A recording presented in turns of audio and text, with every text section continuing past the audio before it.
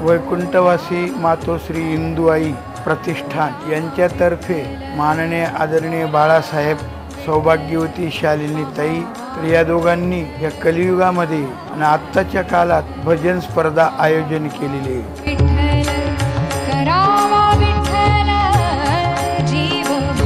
हा सुख सोहळा स्वर्गी नाही असं आम्हाला ज्या ज्या वेळेला भजन करतो त्या त्या वेळेला हा अनुभव येत असतो।